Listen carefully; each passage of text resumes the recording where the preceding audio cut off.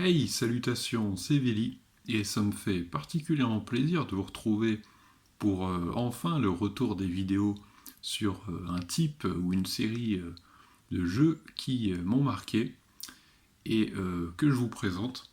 Et bien là, s'atteler à parler tennis. Voilà, la balle jaune, c'est Roland Garros en ce moment. Le moment est donc tout à fait propice, et je vais vous proposer comme ça une demi-douzaine de jeux, en commençant assez vite par celui-ci.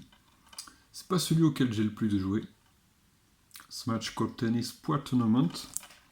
Le premier du nom qui est sorti quand même il y a 25 ans. Non, 2002 c'est 24 ans. J'ai quand même pas mal apprécié. Vous aviez ce genre de joueur, il n'y avait pas encore Federer. Voilà, c'était assez. Alors moi, je me souviens d'abord que je jouais avec donc uniquement en solo, hein, et hors ligne bien sûr, hein, ça va sans dire, c'est de la PS2, avec Patrick Rafter. Mais comme au fond de course était limité, il fallait souvent choisir entre un des deux américains, hein, Sampras et Agassi. Donc c'était plutôt voilà, l'un ou l'autre, selon. Et puis c'était un jeu assez sympa, il était assez beau. Alors ce n'est pas le jeu que j'avais à l'origine lorsque j'avais la PS2, parce que j'ai racheté la console plus donc le jeu. Et à l'époque, je me dis, je me suis confirmé qu'en fait, la, une télé cathodique d'époque, comme celle sur laquelle je jouais, donc il y a quoi, il y a plus de 15 ans, est bien plus adaptée qu'une télé HD, parce que vraiment, le jeu, alors certes à l'époque, forcément j'avais moins de références, voire pas du tout en fait en HD, hein, ça n'existait pas. Enfin, si, ça existait, puisqu'il y a 15, un peu plus de. Oui, si, quand même. Mais du moins, c'était assez. Ça m'était assez inconnu, encore. Mais vraiment, le jeu rend mal, alors que sur cathodique, c'était plutôt. Donc, je pense quand même qu'en effet, il faut quelque chose d'optimisé. Et je sais d'ailleurs que dans les vides-greniers, notamment, les télé cathodiques sont achetées par des personnes fans de rétro gaming. Mais le jeu était vraiment sympa, un bon gameplay, vraiment. Plutôt réaliste. Le suivant, bah écoutez, c'est le suivant du coup, hein, le deuxième de Smash Court Tennis.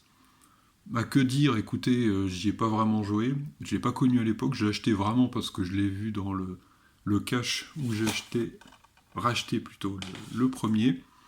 Il y a deux différences quand même assez sympathiques et inattendues. C'est d'abord qu'il y a le tournoi, le seul du Grand Chelem qui n'était pas sous licence, euh, qui, qui passe sur ce jeu donc en licence, Roland Garros ou Roland Gamos, comme j'aime le dire.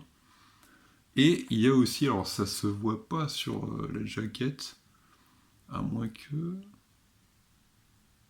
Est-ce que je le vois? Si, il y a le Ricardo, voilà, Richard Gasquet, mesdames et messieurs, qui est. Alors on pourrait se dire, c'est étonnant, sachant que je sais même pas s'il y avait Federer. On est en quelle année? On est en 2004, alors peut-être qu'ils n'avaient pas les droits. Bon, en tout cas, il y a Roddick. On voit que c'est quand même une génération plus récente que sur le premier, même si le jeu est sorti seulement, bah ouais, c'est quoi, 2 ans après. Mais oui, Richard Gasquet, je reviens à lui, il était hyper prometteur. Nadal disait même que jusqu'à presque la majorité, il était meilleur que lui. D'ailleurs, je crois, est-ce qu'il y a Nadal? Non, il n'y a pas Nadal, hein. Mais il y avait qui chez les hommes, à part Gasquet, ça m'intrigue maintenant. Par Roddick, je reconnais même pas les joueurs. Roddick. C'est... Ah si, il doit y avoir Hewitt, Leighton Hewitt. En tout cas, oui, il y a eu un renouvellement en 2 ans. Et dans le casting, bon, encore faut-il avoir les droits, la licence, hein, c'est toujours pareil. Se mettre d'accord, lâcher un petit billet. Mais voilà le jeu, donc écoutez les deux petites différences, mais sinon ça n'a pas pu me marquer, hein. Je l'ai acheté il y a quelques mois. Par contre, le suivant, donc le deuxième en fait auquel j'ai joué, beaucoup plus marquant, Virtua Tennis 3, bah, écoutez, c'est alors, sur PSP, hein, c'est sorti aussi sur des consoles de salon. Bah, excellent, écoutez, alors beaucoup plus arcade, beaucoup plus arcade.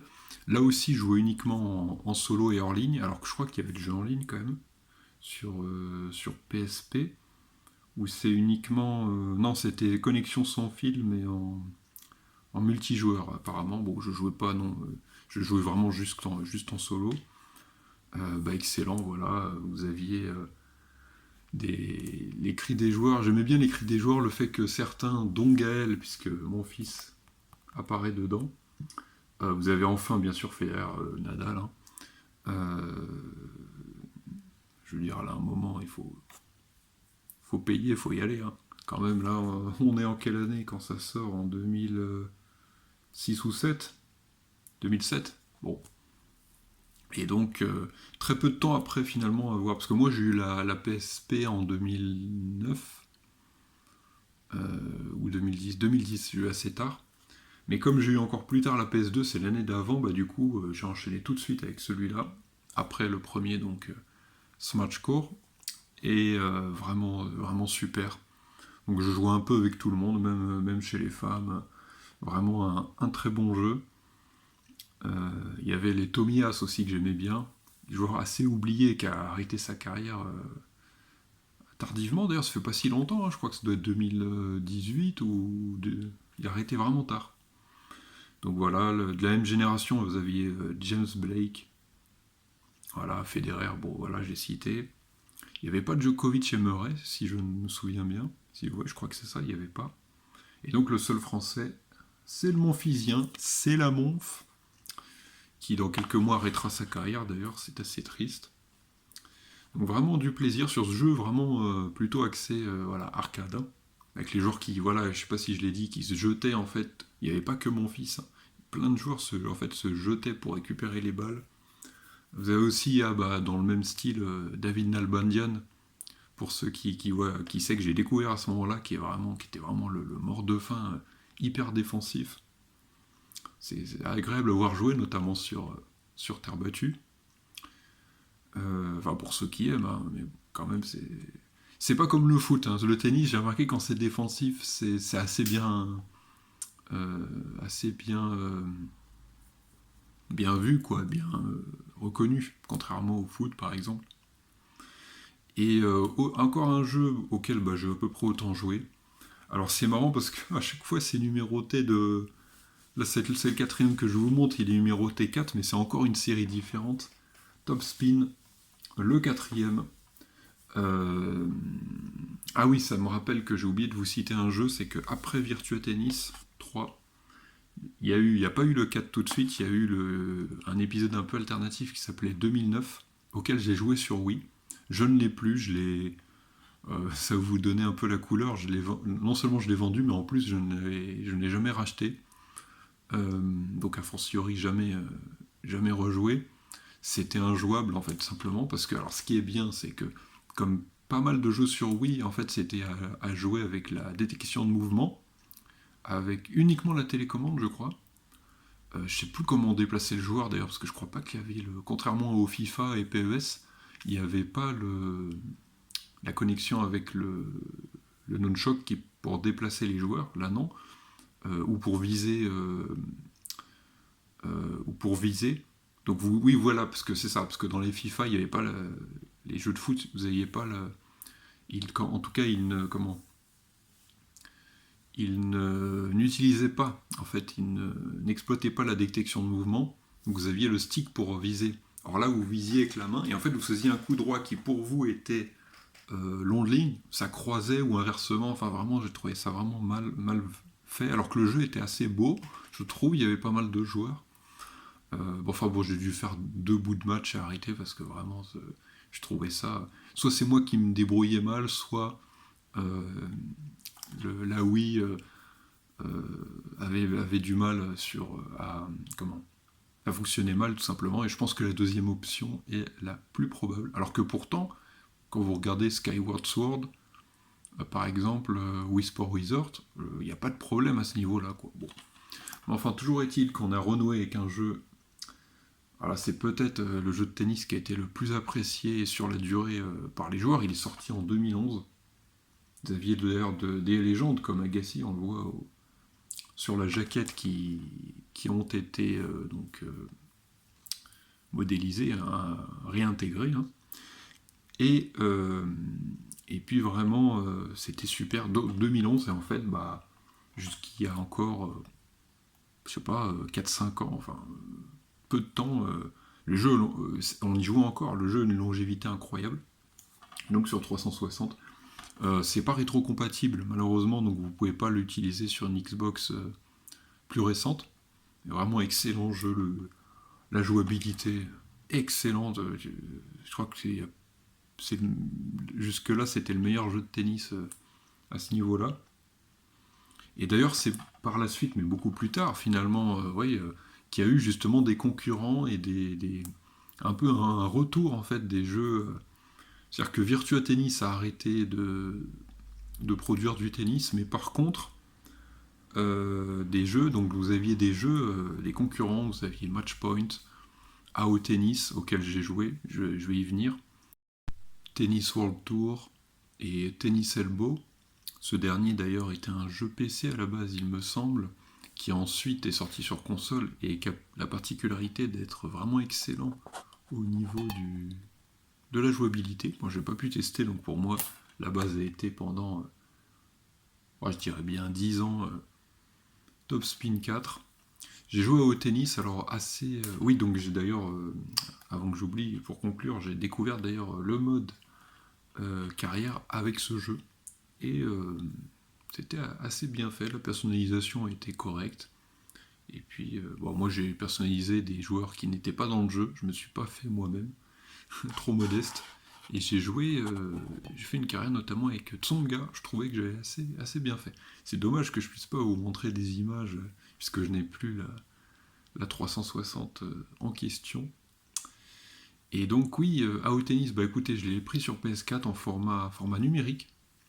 Alors là, bah justement, alors j'ai pas fait de mode carrière, j'ai fait des matchs par contre en ligne. Je crois que c'est du coup mes premiers matchs en ligne de tennis. Et alors il y avait peu de joueurs sous licence. Il y avait Nadal, puisque AO Tennis c'est donc comme Australian Open, et que Nadal c'est un peu leur vedette. Mais au moins on pouvait créer des joueurs via la communauté, ce qu'on appelait. C'est-à-dire que dès que vous étiez connecté à Internet, vous pouviez rechercher, soit créer vous-même, soit si vous aviez la flemme ou vous étiez justement mauvais, simplement, eh bien vous pouviez rechercher, profiter des créations d'autres joueurs. Et donc vous aviez tous les joueurs évidents qui manquaient, les Tsonga, oui, pas en fait Tsonga, oui, mais surtout Federer, Djokovic, Murray, Wawrinka, et même des joueurs plus récents hein, qui sont fait connaître du grand public bien après la sortie du jeu, qui était en 2018. Donc on a vu arriver des Alcaraz, des Sinner, enfin, tous les joueurs plus récents, alors qu'ils n'avaient pas percé. Mais bon, le jeu quand même avait un gameplay, je trouve, en deçà de ce que j'ai pu connaître auparavant. Mais graphiquement, c'est vrai que ça rajoutait quelque chose. Il y avait un gap au moins qui était franchi. Voilà. Et le dernier en date, bah écoutez, cette fois-ci on va aller dans la suite du dernier que je vous ai présenté en boîte. Il s'agit du Top Spin 2K25, que j'appelle sobrement Top Spin 5, parce que bon, quand même, voilà, en plus c'est 25, donc bon, alors il est sorti en 2024, mais pour moi, vu que c'est la suite du 4, allez, je l'appelle le 5. Ça fait l'économie de dire 2020 en plus.